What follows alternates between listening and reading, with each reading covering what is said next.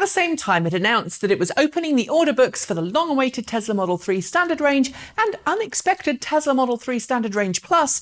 Tesla also announced that it would be closing the majority of its Tesla stores and galleries around the world, laying off a sizable portion of its sales staff and moving the majority of its sales online instead.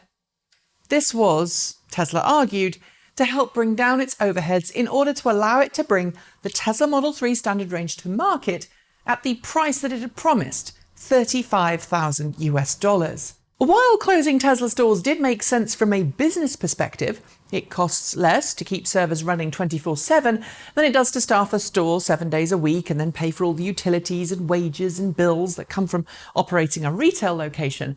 Not everyone agreed with Tesla's decision, especially since it meant Tesla customers could no longer test drive the car before committing to buying one. Sure, Tesla revised its return policy to give customers 1,000 miles and 7 days to decide if they would keep their car or not. But going that route and asking customers to put down a $2,500 deposit to order the car, go through the financing process, which of course means going through hard credit checks, sign paperwork and then wait for your car to arrive before deciding for sure if it was something you wanted, wasn't something that everyone was happy about.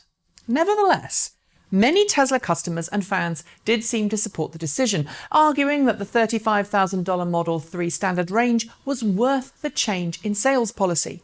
Or, to put it another way, it was viewed as a necessary evil in order to get more people plugging in and off fossil fuels.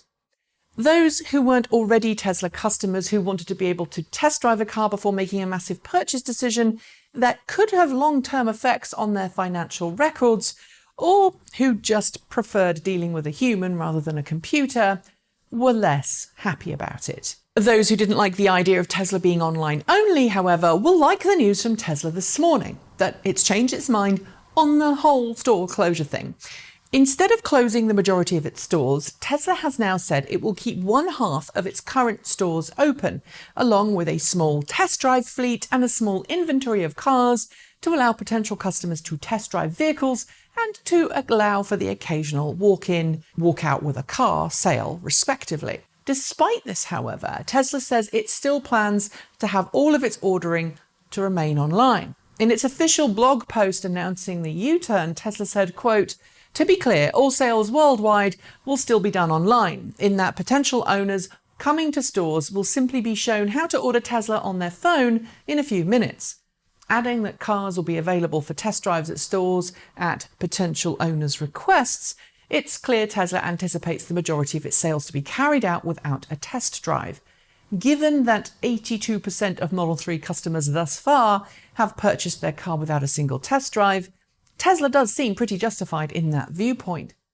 In enacting this U-turn 2 weeks after announced it was closing all of its stores, Tesla is certainly sending mixed messages. But it's also showing that it does listen to its fans, customers, and potential customers. And that's going to earn Tesla some significant brownie points. However, with the change in policy, it's going to have to look elsewhere to make the equivalent of the 6% or so of savings that it originally had hoped to get from closing those stores. The savings were what it was using to hit the Model 3 Standard Range price point of $35,000. While it still will get some cost savings from 10% of the stores that have already been closed, and the 20% of still existing locations that are now under review to see if they need to close, Tesla said in its blog post that it plans on increasing its vehicle prices worldwide on March 18th by around 3% on all but the entry-level Model 3 Standard Range. That model will remain available from its starting price of $35,000. So why the change in policy? I'd like to say it was all down to Tesla listening to its customers. But as the Wall Street Journal detailed recently, recent SEC filings show that Tesla has a total of $1.6 billion of, quote, non-cancelable operating lease agreements for various properties around the world, or in other words, lease agreements. This includes retail stores, galleries, and presumably service, storage, and distribution facilities.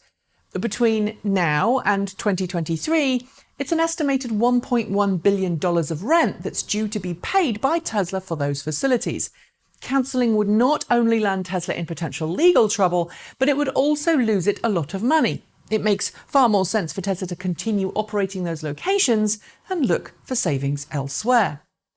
Also worth noting at this point is that the filing Tesla made with the SEC this morning, just before the opening of the markets, in which it said that it's issuing $13 million worth of Tesla shares to Central Valley Auto Transport Inc., a vehicle logistics company, in exchange for acquiring car-hauling trucks and trailers. This should certainly ensure that Tesla can get cars to customers as soon as possible, but it also means that Tesla hasn't been required to spend any of its much-needed capital to get the trucks it needs. That's hardly unusual, but it's important because it makes the fact that the price rises that Tesla is planning to put into effect on March 18th could have been a whole lot worse if Tesla had paid cash rather than shares. Do you think this is the right move for Tesla? Does its constant flip-flopping concern you, or is it simply trying to keep flexible in a constantly changing marketplace? Leave your thoughts in the comments below. And that's it. Thanks for watching. Let us know if you liked it or you didn't like it below. Scribble a comment, hit the notification bell so you don't miss out on a single episode. And if you want to support the show, there are 3 ways that you can do that just below me in the show notes. I'll be back soon with more content, but until then, keep evolving.